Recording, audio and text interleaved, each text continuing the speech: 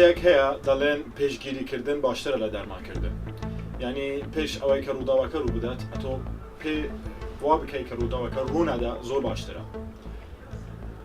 خۆی نەخۆشی لە کوردستانی مە زۆرە.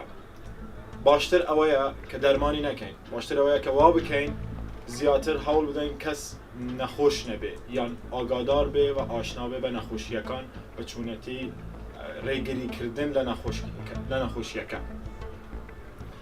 لە وڵاتی ئێمە بەداخەوە دەرمان یان بڵێن نەخۆشخانەکان وەکو پێویست نییە. شتێکیش بە ناوی تەمین بیمە دڵنیایی یان ئینشۆرەنس نییە. کەوایە ئەمە دەبی زیاتر خۆمان بپارێزین لەو نەخۆشیانە.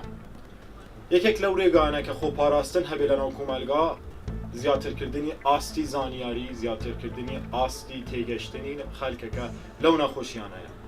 بۆیە پێویستە وەکو خوێندن، وەکو گۆڕینەوەی کەلتور، وەکو ئاگادارکردنەوەی خەڵک ئیش بکەین لەسەر ئەوەی کە خەڵکەکەمان ئاشنا بن بە نەخۆشیەکان بە چۆنیەتی ڕێگریکردن لەو نەخۆشیان. خۆپاراستن لە نەخۆشی دەتوانین ئەو شتانە کە تووشی نەخۆشین دەکات ڕعایەت بکەین. مەسەرەن بۆ سەرما دەتوانین خۆدا بپۆشین بە باڵتۆیەک ئەو زوورە، یان بۆ نەگرتنی سەبری و ئەوانە وەرزش بکەین بە یازە.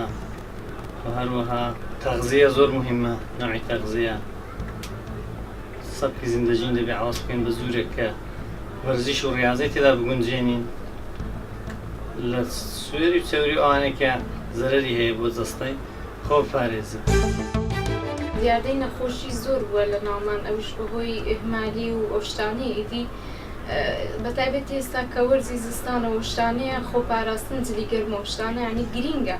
بەزێدی خەڵکەکە کەم دەیکە یانەوەتە نەخۆشیەک شتەکە تووشی دەبێ، یعنی زۆر ئاگاداری خۆی نیە، ینی وا دەبێ دەوروبەریشی تووشی بێ. ئیدی خۆپاراستن باشترە لەوەی کە ئیهمال بیتن جا بە وەرزشکردن بێ یان بۆ خواردنەی کە دەی خۆی پاکە پاک نییە.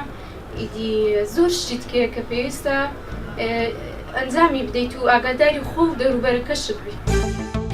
خەڵک وشارە لە دەربارەی تەندروستی ژیانەوە و هیوادار وشاتریش بێت، بەس ئەنەوە نەخۆشیەکە لە شکلی ڤایرۆسە. تۆ ناتوانانی بڵێین وەڵڵاهی خۆمەت پارێزم ئەو مەهمای کون خۆت پارێزی هەر چۆنێک بێت تۆ احتیمالە تووشی ئەو ڤایرۆسی ئەو نەخۆشەوی، بەس بە شکلی بە شێوەیەکی گشتی هەمووش دانیشتوان ئەو هەمووی بڵێن خەڵک هوشیارەوە خۆی دەپارێزێت بە پێی توانە، بە پێی ماڵی شوایشەیە بڵێن خۆی لە هەموو شتێک پاراستووە و توانیەتی تا ئەو پەڕێحەت خۆی لە هەموو نەخۆشێک پارێزی.